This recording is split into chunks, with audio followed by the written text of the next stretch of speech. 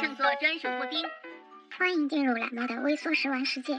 今天给大家带来的是天秤座的专属布丁。这个布丁很特别哦。懒猫粉丝群里正好有一位天秤座的小可爱，他想看懒猫做草莓口味的。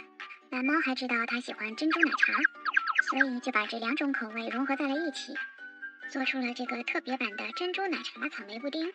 如果你也想看定制版的食玩视频，欢迎到懒猫评论区去点餐哦。